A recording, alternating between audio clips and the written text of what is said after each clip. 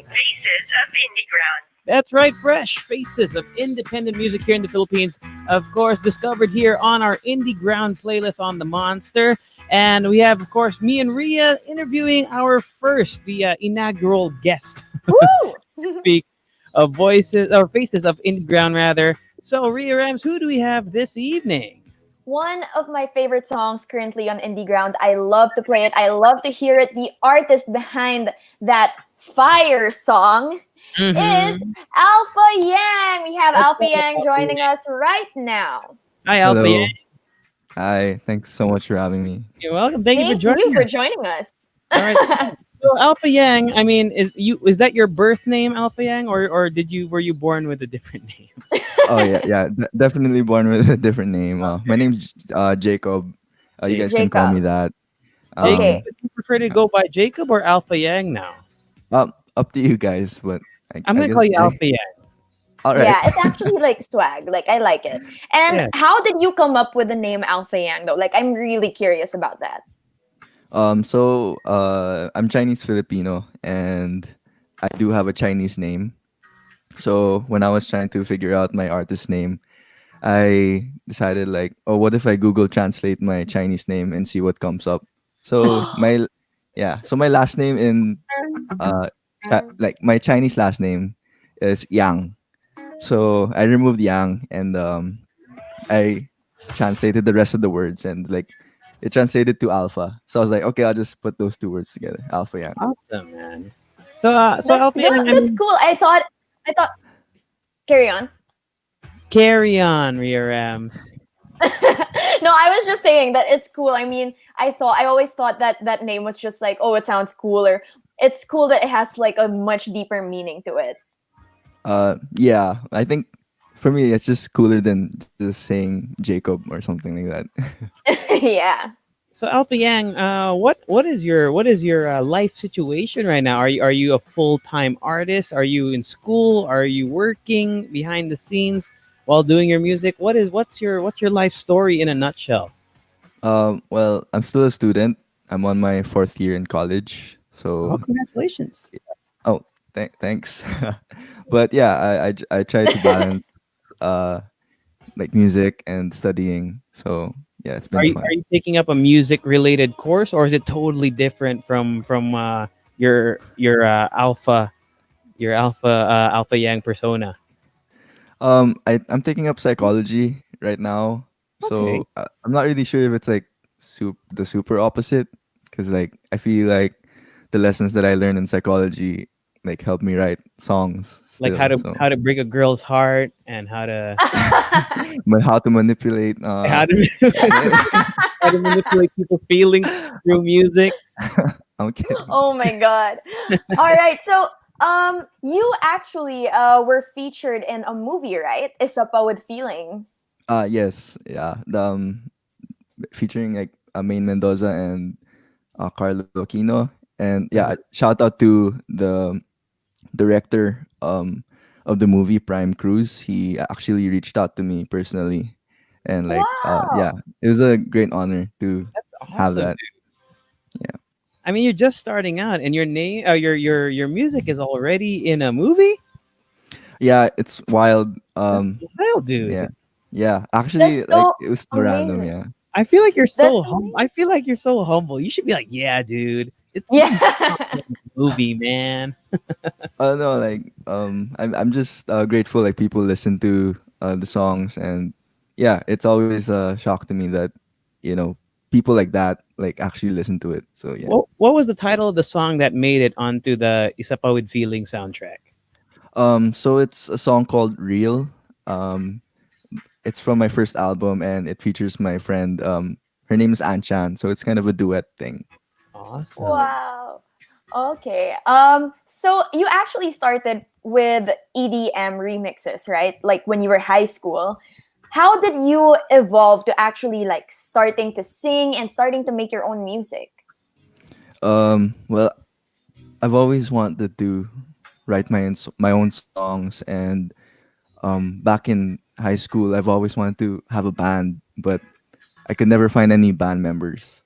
So, like instead of giving up on it, I decided to just make all the instruments myself, and yeah, just learn how to produce. Mm. But back then I was quite shy about the songs that I wrote and like me singing for the songs. So for practice, I would just do remixes of EDM songs or any songs. All right, and it says that you started out on SoundCloud, so you're pretty much like a, you know how they have the term SoundCloud rapper. Do you Yeah. consider yourself a SoundCloud singer, or do you feel like, I mean, is that something that you identify with? It's like I started out on SoundCloud, like a lot of um, aspiring artists do. um, Not really, but I did kind of start with SoundCloud and like with remixes, covers, and like demos of my early songs. So I guess you can say that. So when Coolio.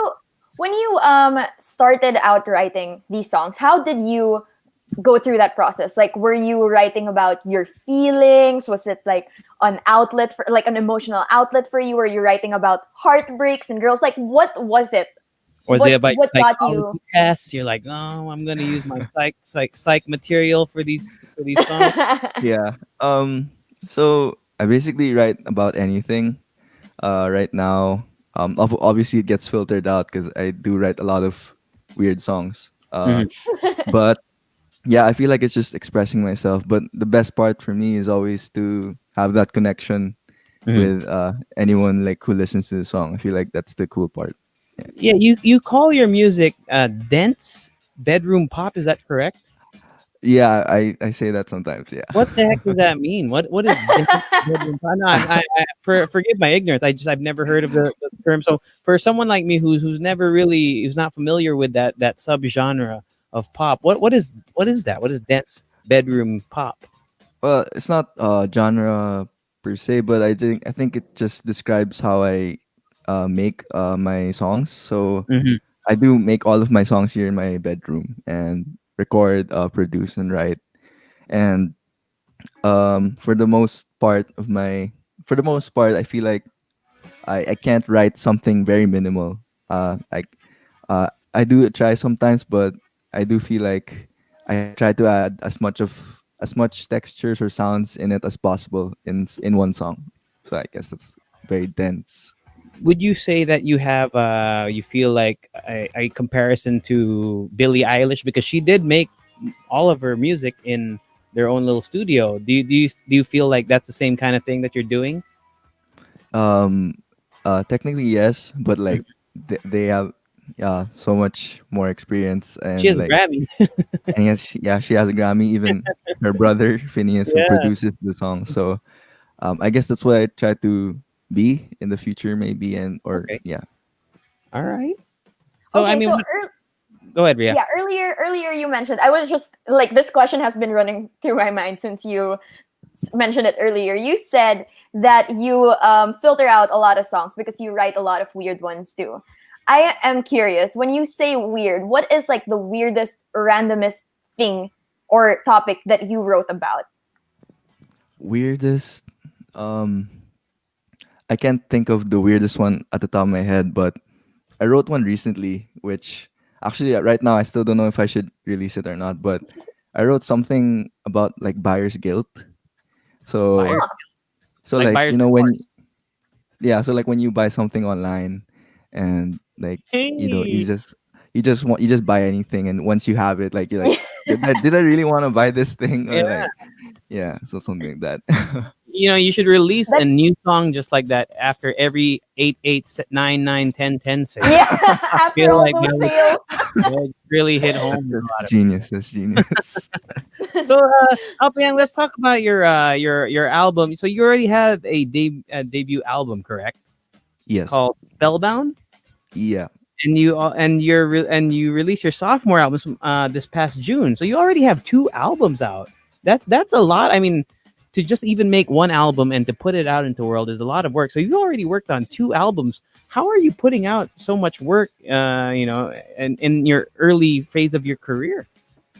Um, I just love making music. And I love the concept of albums. So that really speaks to me. Like, I feel like making an album is like having like a concept, a story, or something like that. and that's what really excites me whenever I make one. Hmm. And yeah, I feel like that's what motivates me. Okay, so for Spellbound, what was the thought process behind that? How did you make the whole Spellbound album? How did you think? How did you conceptualize it as a story for your listeners?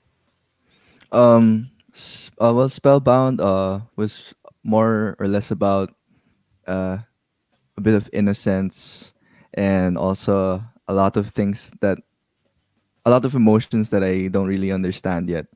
Hmm. Um, so and it's very laid back, more laid back than my second album. So I guess that's how I would simply put it. Nice, nice. I like that. And you are releasing, or rather, you released a song recently, just 3 days ago, right? And it's called "When You Stay." So it sounds like a love song. Yes, it is. Okay, tell us about Ooh, it. Tell us about so tell us yeah, about tell us the about it. message of this behind the song. Well, so I wrote this song the day before lockdown happened here in the Philippines. So a few months. Um, yeah, and initially when I made the production and stuff, it was not actually meant for me. Because sometimes I like to I'd imagine myself like producing for other people and maybe sending it to them or like something like that. So yeah, it was not really for me. I kind of put it aside, but then I wrote lyrics to it, and it kind of became more personal, and I enjoyed it more. So I was like, I might as well release this one because I really like it. Oh, that's really good. And we're gonna give you a chance to do your personal shout outs right now. Before we play that song, and I'm super excited to play it. But of course, do you want to say hello to anybody out there, any of your friends and family listening, or maybe to our first time or your first time listeners right now who will be hearing your song for the first time? What do you want to say to them? I just want to say thank you to anyone listening in general. Like just anyone. Yeah, it's kind of hard to imagine anyone listening right now, but it's pretty cool. So yeah, just anyone. Cool. And yeah, I hope you guys enjoy this song. And yeah, I think Is that's there all. anyone you want to send out this song to? Friends, family. Um, yeah, everyone, friends, family. It's for everyone. Okay, Okay. so no girl in particular. Uh, I mean I do, but yeah, I Ooh, That's a okay. wrap. All That's a yeah. right, wrap. all I like that. right. And of course, last thing, where can they find you online? I know you social media is a big thing. Your SoundCloud, maybe if you're still active on that. Where can they catch your music online? And of course, on here they can find it here on the Indieground playlist. You can follow me on Facebook, Alfayang. Just search Alfayang. Instagram, Twitter. My handle is at Alfayang Music. You can also subscribe to me on YouTube. And yeah, all my songs are on this all streaming platforms, Spotify, Apple Music, and all those kinds of stuff. Great. And what's in store for the future of Alpha Young? What can we expect within maybe the next few months or the next year? Besides another song about the 11/11 sale, what else are you going to be putting out for us? Um, well, I I'm very excited to release more songs soon. Um, and yeah, I think that's it. I'm making a lot of music, and not just for myself, but producing like for other people, and it's been really fun. So yeah, I can't wait. Awesome. Well, thank you very much for joining us, Alpiang. Got great getting to know you, and I'm sure our Thank listeners you. are really excited now to hear your song. So we're playing it here on our playlist. This one's called "When You Stay" by Alpha Yang. Keep it right here on the Monster.